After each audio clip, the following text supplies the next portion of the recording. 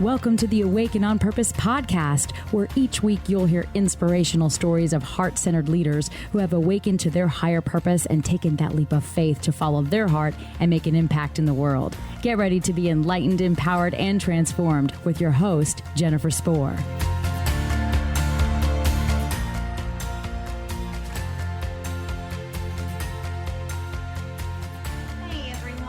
I am super excited to welcome as a guest to the show today, Nancy Leeds Gribble. She is a healthy lifestyle expert, fitness, nutrition, weight loss specialist. She helps smart, ambitious women around the globe to go from stuck to unstoppable and create a body and life they love living in.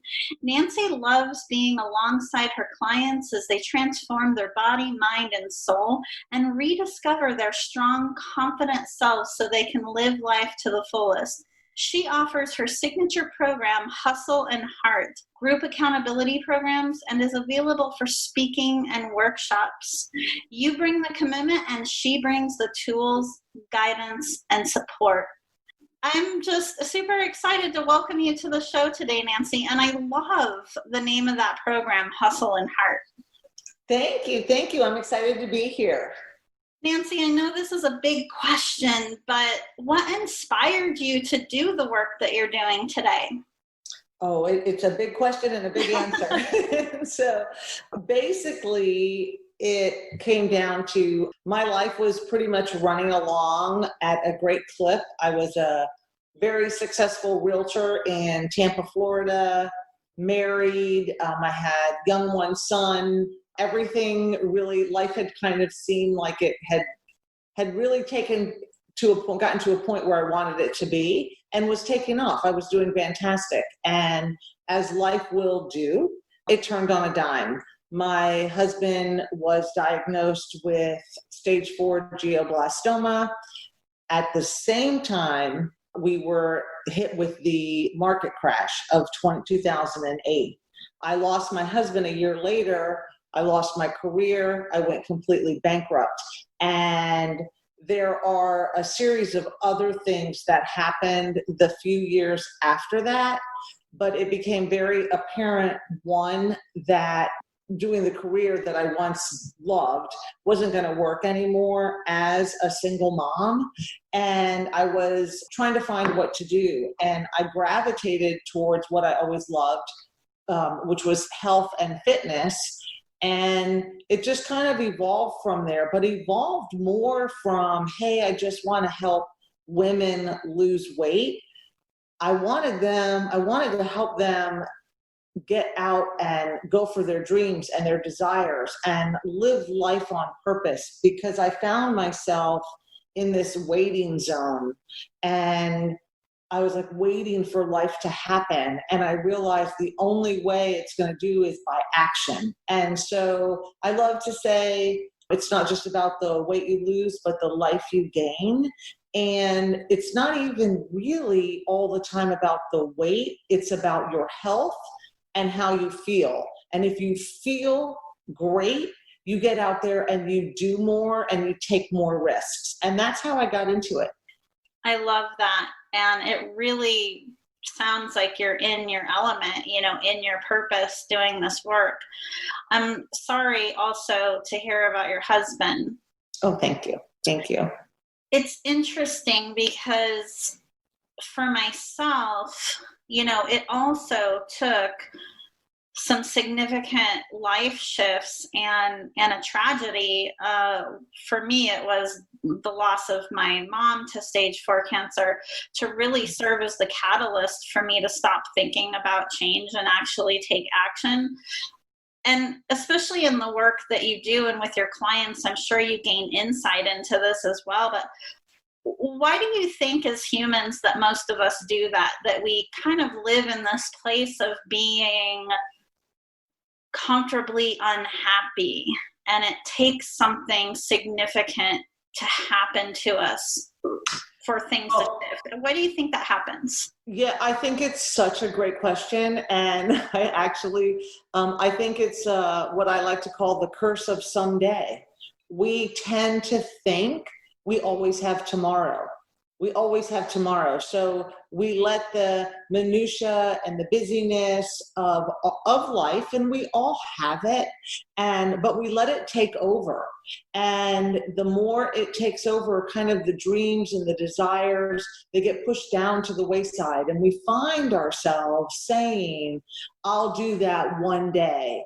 I'll start that when, even with, I'll go out and I'll start loving water sports when I lose weight. No, do it now, because none of us, as you know, and I'm sorry about your mom, by the way, none of us know what's happening tomorrow. Right now, what's happening in our world, like, hello, we have no clue what tomorrow is going to bring, but also this is really honing in how important our health is. But I really think it is. I really think it's the curse of someday. And we have to act as if we don't have that someday and start doing it today. Even if it's the tiniest little step towards your dream, your goal, your desire, it's like start now, right now. Absolutely. The time is now. All we have is the now. We Yes. can't change the past, and our future only exists in potential. That future is shaped by the now. Yeah.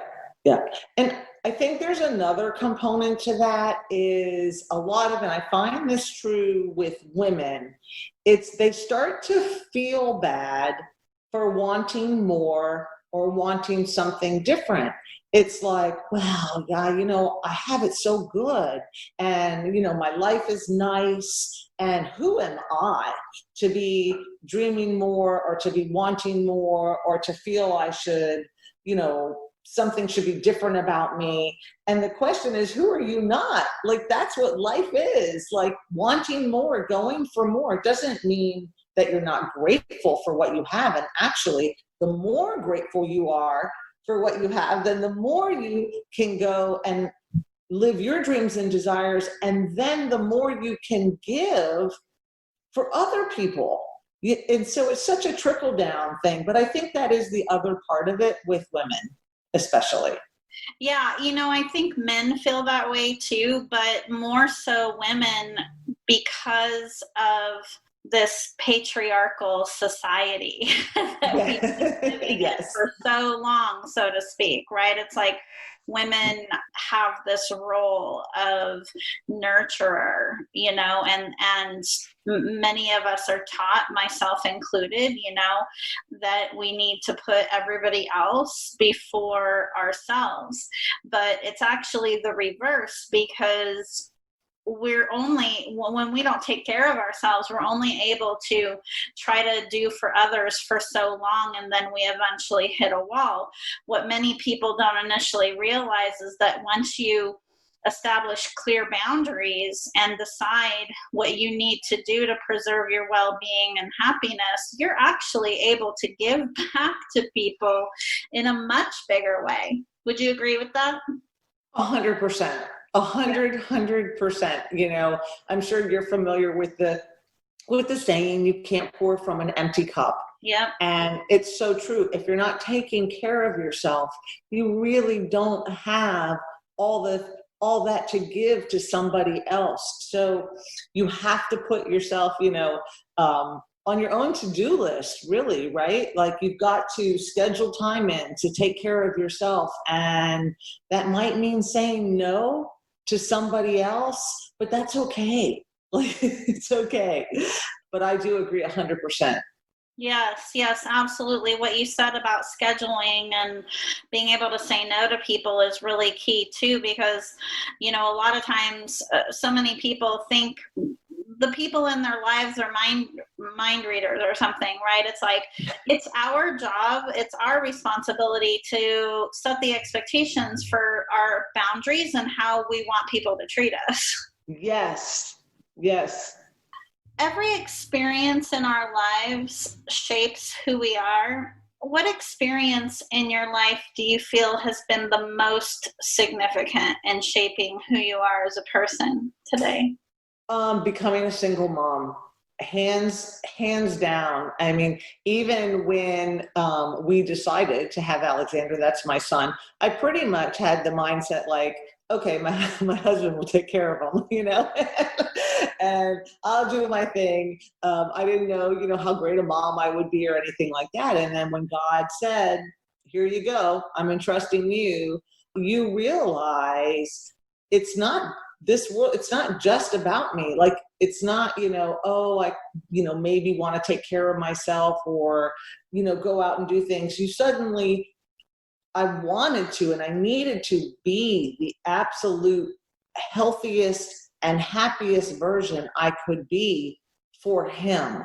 And that is really how it started for me. It wasn't just me. It was, my goal was, I've got to show up for him. And what was great is the more that I started to take care of me for him, the more I wanted to do it for me. Like, I found my own power in that.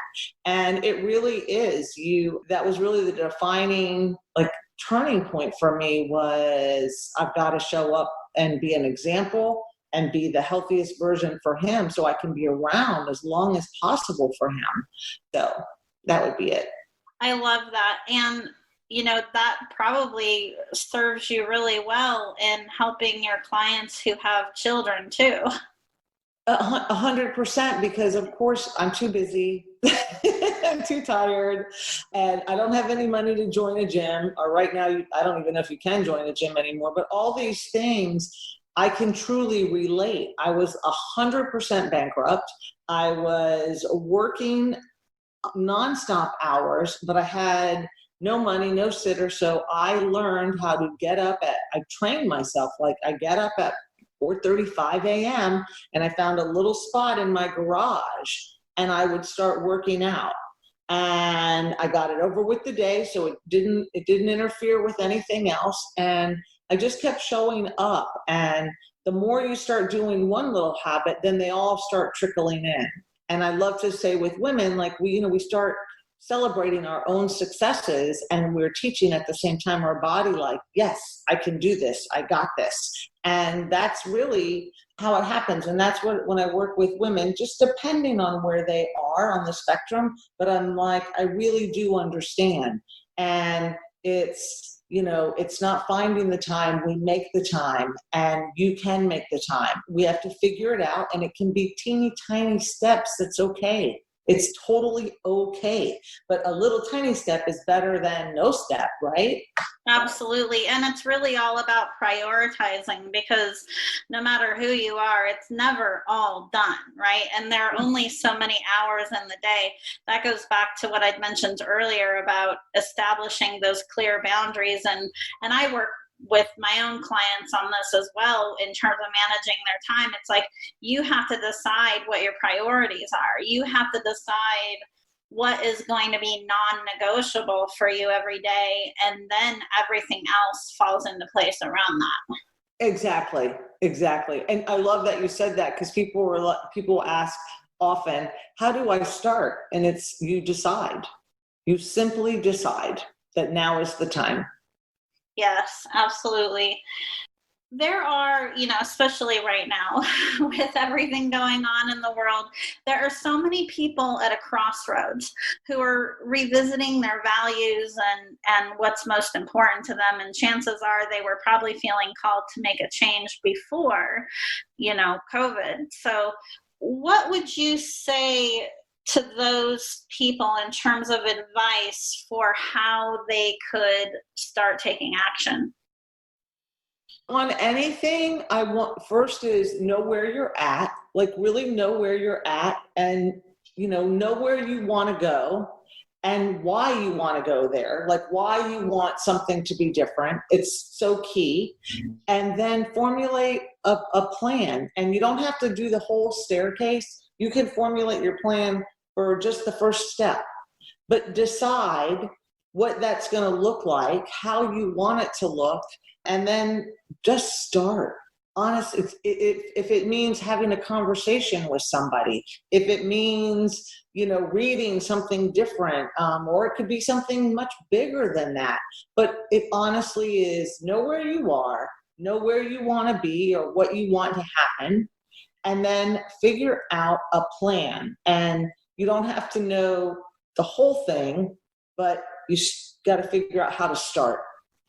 Absolutely. And beyond that, if you're, in a place where you're still feeling stuck, know that someone else out in the world has been in a similar space, right? That's where I feel like, and of course, I'm biased because I'm also a coach, but I've also had a constant presence of coaches and mentors in my own life for many years. And I can tell you that having that support from someone on your journey is priceless. I most certainly wouldn't be as far along as I am today without that. Oh, I agree. It's the support, the accountability, but also it kind of shortens the timeline, right? Like what it sure does. Learn on your own, all the things I learned on my own. I like to tell, when I talk to my clients, I'm like, I take the 10 years and I condense them down to a much smaller, so you don't have to do all the errors that I did. I've got that figured out. And so it's very helpful to have someone by your side. Yes, that's so true. What you said about expediting the path, it really does shorten the path significantly. The truth is, right, it's like anybody could eventually figure things out. I mean, yes.